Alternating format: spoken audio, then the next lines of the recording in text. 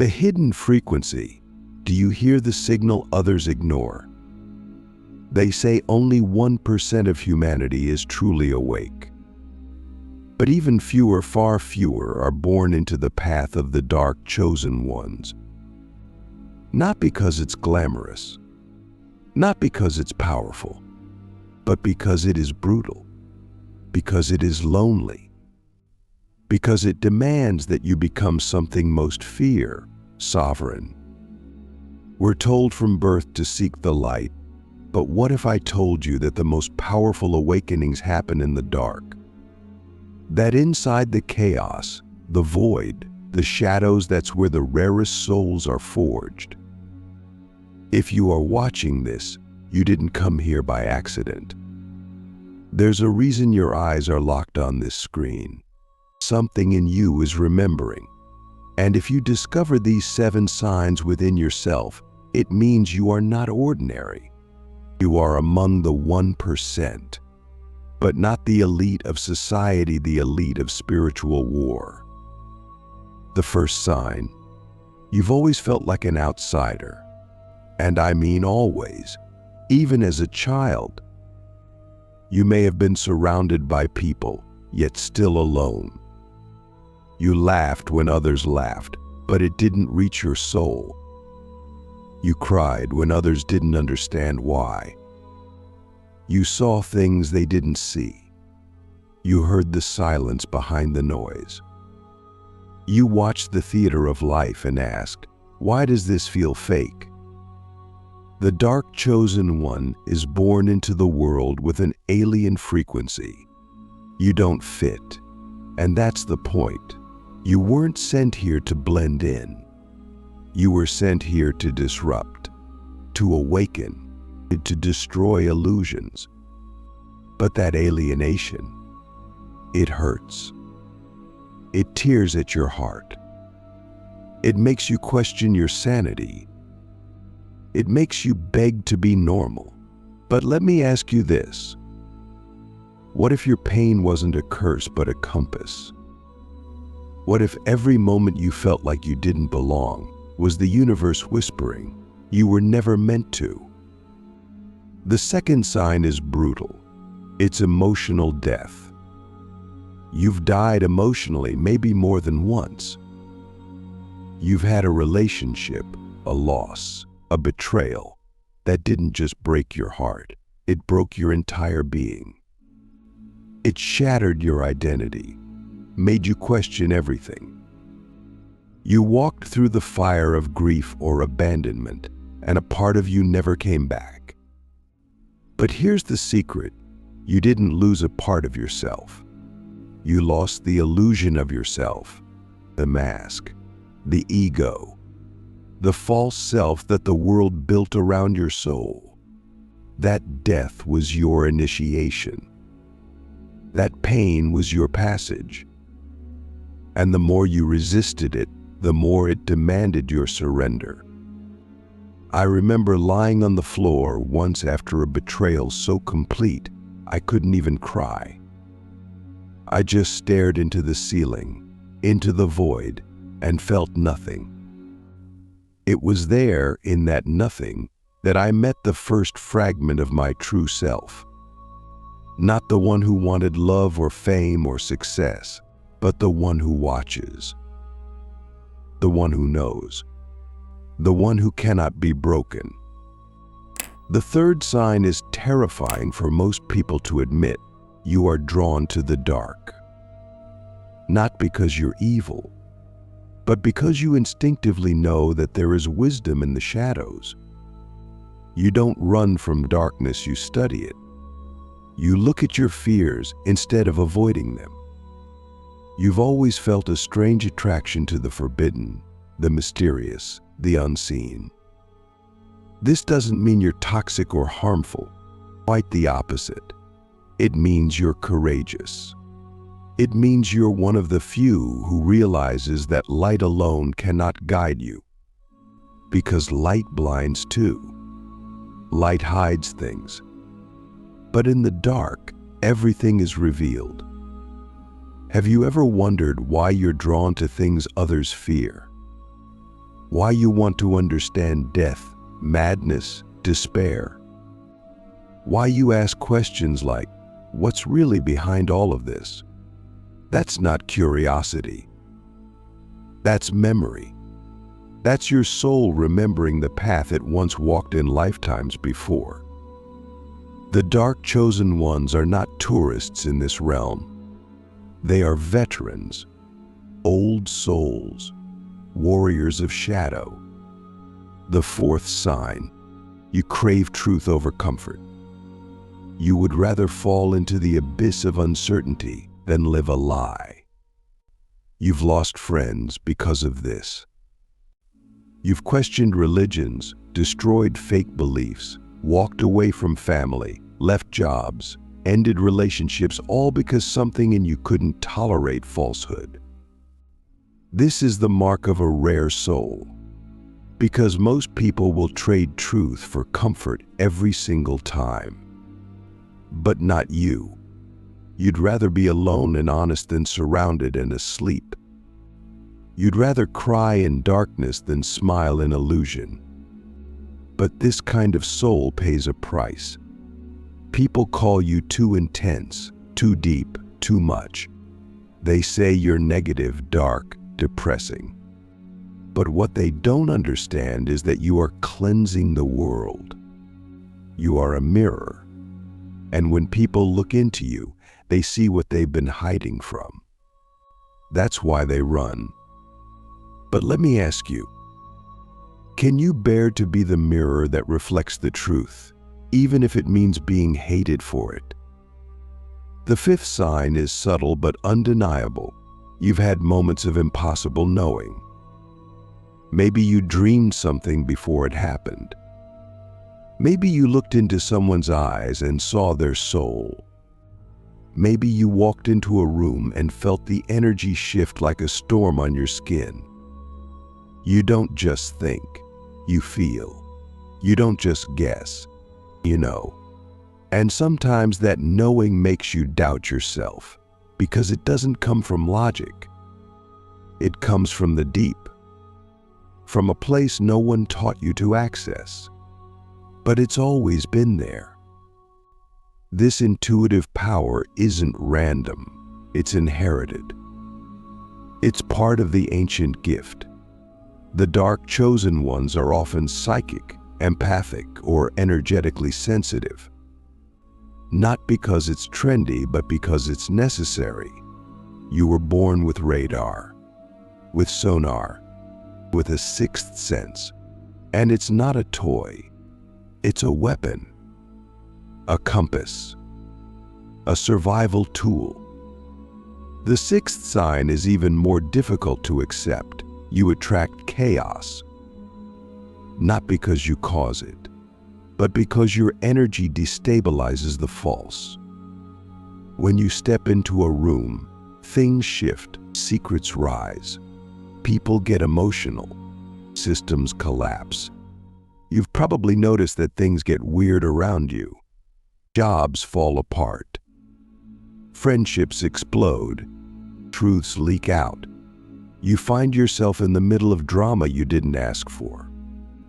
But here's what you need to understand. This is not your curse. It's your function. You are an agent of transformation. Your presence triggers purification. You don't bring chaos. You awaken it. And yes, it's exhausting. Yes, sometimes you want to disappear into the background. But you can't. You were not sent here to be invisible. You were sent here to be the storm. And now we reach the seventh sign, the most important one, the one that separates the 1% from the rest. You felt the call. You don't know why. You don't know how. But something inside you has always whispered, you are meant for something more. You've looked at the stars and felt homesick. You've looked at society and felt disgust. You've looked in the mirror and said, there is something in me that I haven't unlocked yet. That voice? That pull, that hunger that won't go away. It's not a fantasy. It's not ego. It's the code inside your soul activating. You are being summoned, trained, tested, and the signs are everywhere. But now it's time to ask the question that will change everything. If you are part of the 1% of dark chosen ones, what are you going to do with it? Because recognition is the beginning, but activation is the path. The next part will show you how to ignite that path. And once you do, there's no turning back. The rite of fire, how to activate the dark chosen power without destroying yourself. So now that we've recognized the signs, the deep, ancient markers etched into your soul, the real work begins. Recognition is not the destination. It's the doorway. And once you step through that door, the universe doesn't treat you gently anymore. It begins to rip away everything that you are not. It tests you. It burns away the false.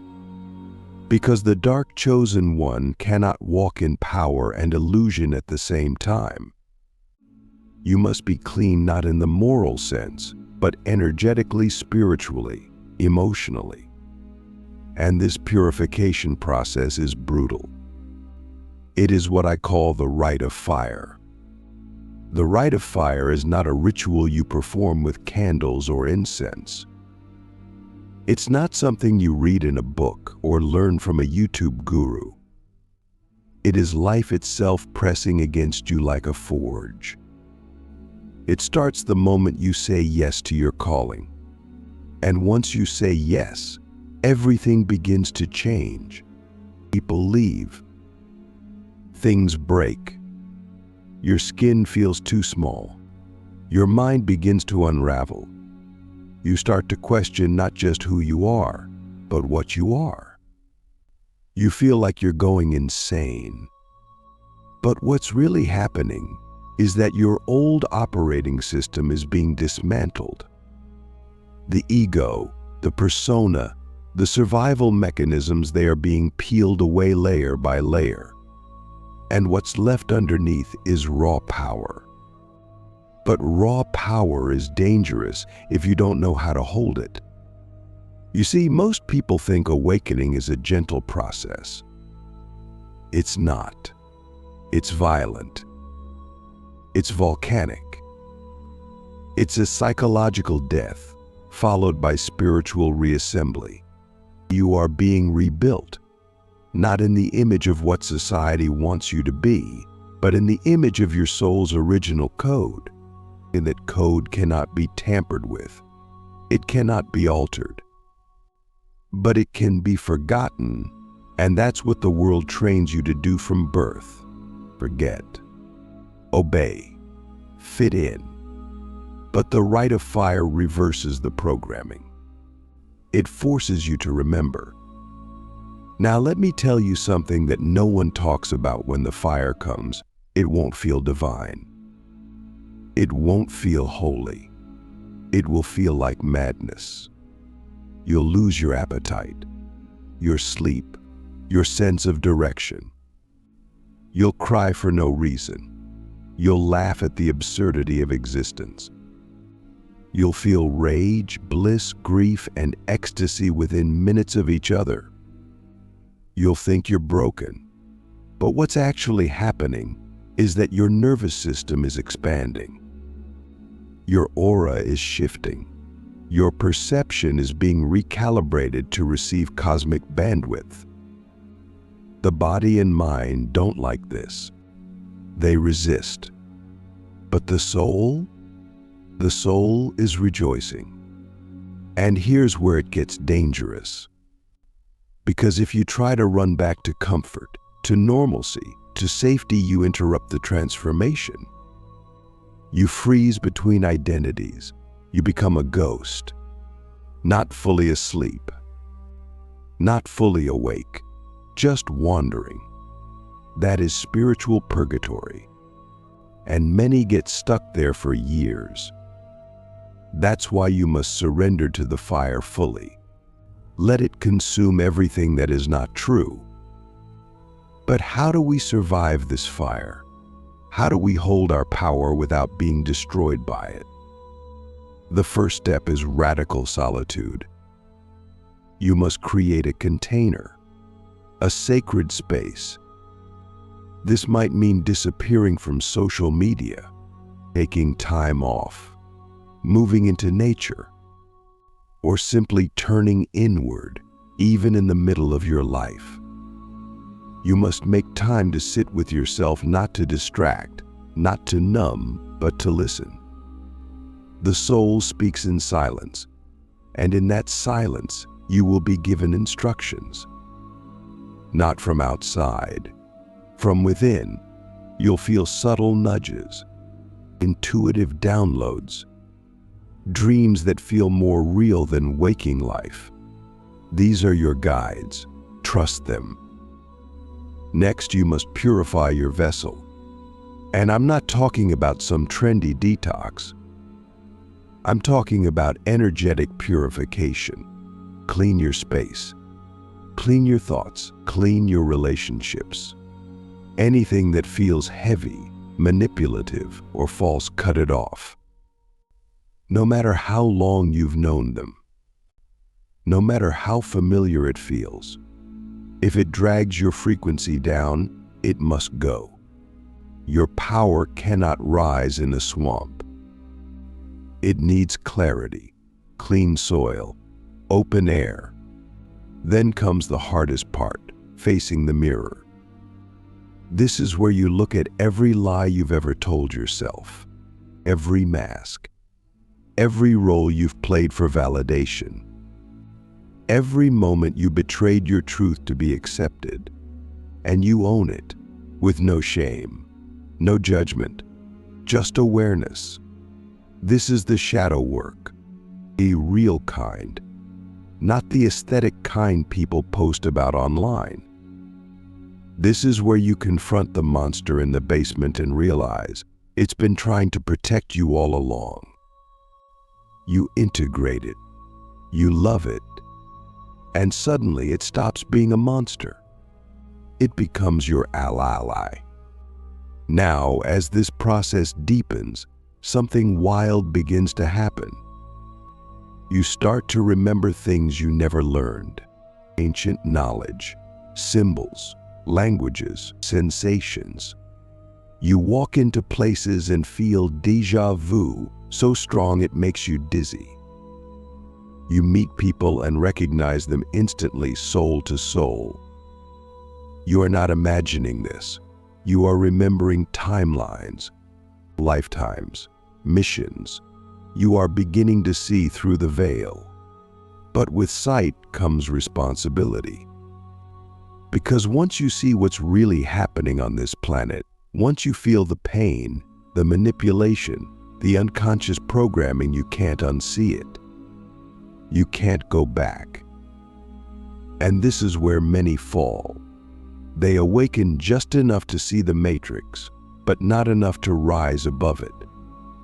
They become bitter, angry, lost. Don't let that happen to you. Because the final phase of the rite of fire is this: you must choose. Will you use your power to dominate or to liberate? Will you become another tyrant cloaked in spiritual language? Or will you become a beacon in the dark, a sword of truth, a guide for the others who are waking up behind you? This is not a game. This is war, a war of consciousness. And the battlefield is your mind, your heart, your perception. Every moment, you are either feeding the false grid or breaking it. There is no neutral. I remember the moment I made my choice. I was standing in the ruins of who I used to be. My life had collapsed. My friends were gone. My identity was dust. And in that silence, I heard a voice not from outside, but from the core of my being. It said, "You were not broken, you were initiated." And I wept, not because I was sad, but because I finally understood. Everything I had lost was never mine to begin with. Everything I had feared was just a test. And all the pain? It was the fire that forged the sword. So let me ask you now, directly soul to soul, what are you willing to lose to become what you truly are? Because the next part of this journey is not about more signs. It's about activation, about stepping into the field, about wielding your power not in fantasy, but in reality. The 1% don't just know who they are. They become it. They walk it. They live it. They sacrifice for it. And they awaken others as they go. You're ready for that next chapter. I know you are. Because if you weren't, you wouldn't have made it this far. The fire has already begun. Now it's time to walk through it fully conscious, fully awake, fully dangerous to anything that is false. The final seal, walking the earth as a living portal between worlds. Now we enter the final dimension of this journey, where recognition becomes embodiment, and embodiment becomes transmission. It's no longer about signs, no longer about potential, no longer about initiation. This is about function. This is about living as a dark chosen one, not just in theory, but in practice. This is where most people stop. They get intoxicated by the identity, by the idea of being rare, powerful, chosen. But they never cross the final threshold. Why? Because this final seal demands total surrender. It requires that you no longer try to be anything. You must become a living portal, silent, still, and sovereign. You must vanish as a personality and emerge as a force. To walk the earth as a portal between worlds means you are no longer just here for your own evolution. You are here to affect space. You are here to alter frequency. You are here to collapse illusions just by existing. And this is where the real fear shows up. Because when you truly step into this reality, you disappear. Ego dissolves. Desires quiet. You stop chasing. You stop needing to be seen. You stop needing to be understood. You become invisible to superficial eyes, but blinding to those who can see.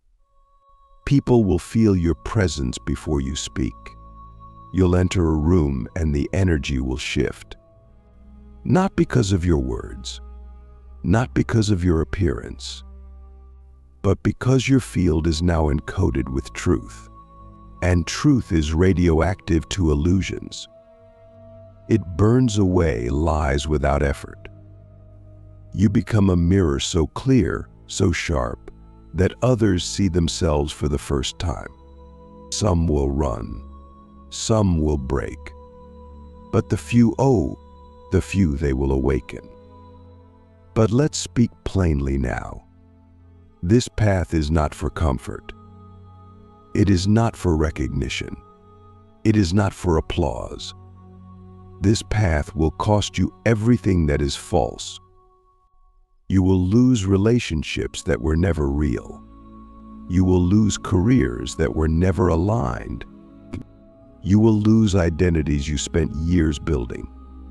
But in their place, you will gain something unshakable: presence. Presence is not loud. It is not dramatic. It is quiet, deep, and immovable. The dark chosen ones who walk the earth as portals do not need to convince anyone of anything. They do not need followers. They do not need fame. They are not here to create empires. They are here to anchor codes. They are here to hold the frequency of unseen worlds. They are here to awaken ancient memory in others simply by being. But to hold this presence, you must become empty. And this is where the paradox begins. The more you awaken, the less you carry. The more you remember, the less you speak. The more you see, the less you judge.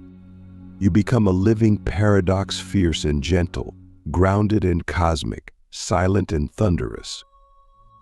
You walk between worlds. You sit in stillness while inside you galaxies spin.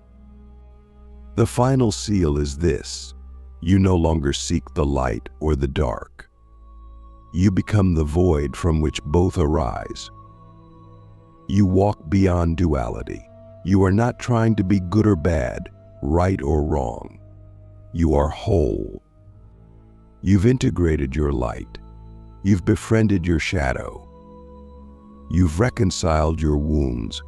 Now, you walk as the one who remembers. You carry the codes of forgotten temples, the songs of dead stars, the wisdom of 1,000 lifetimes. And now I must tell you something that only the few ever hear. Once you cross this threshold, you are never alone again. Even in your solitude, you will feel the presence of something ancient walking with you. You will meet others quietly, mysteriously, who carry the same frequency.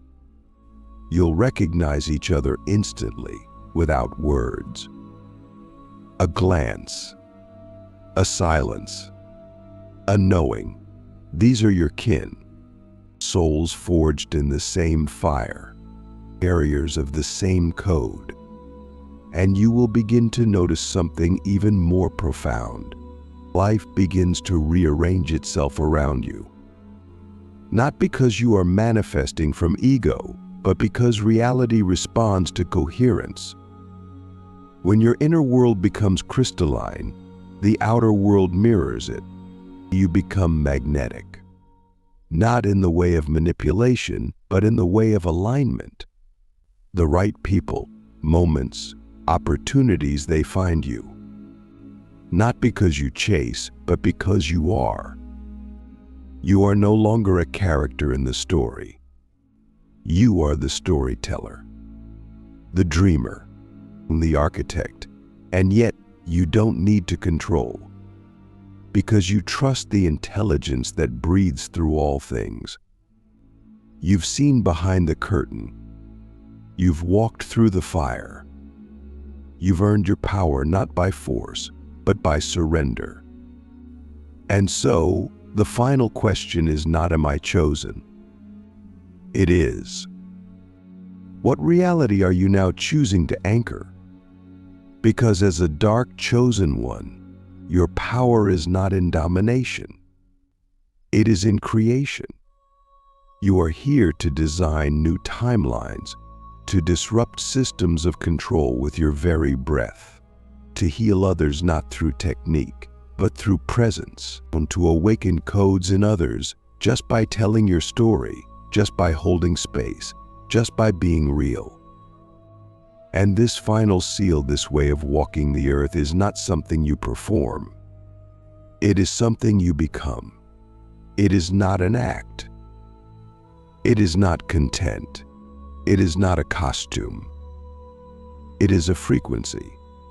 And once you hold it, life will test you again and again. Not to punish, but to sharpen, refine. Because every time you level up, reality recalibrates. You will lose again. You will rise again. You will shed again. You will activate again. It is a spiral, not a line. But with each spiral, your power deepens. Your clarity sharpens. Your essence crystallizes. So if you've seen yourself in these signs, if you've walked through the fire, if you felt the silence of presence, then you are not just awakening. You are remembering. You are returning. You are home. And now, I leave you with this final truth. You were never meant to blend in. You were never meant to be understood. You were designed to be felt, to be remembered, to be a signal in the noise. Walk as the portal you are. Speak only when needed. Let your life become the transmission. And remember, the true dark chosen ones do not seek the world's approval. They awaken the world's memory. You've crossed the threshold now. There is no going back. Welcome to the 1%. The world will never see you the same again. But more importantly, you will never see yourself the same again. Now go. Be the signal. Collapse the illusion. Anchor the new world. Silently, powerfully, unapologetically. You are ready.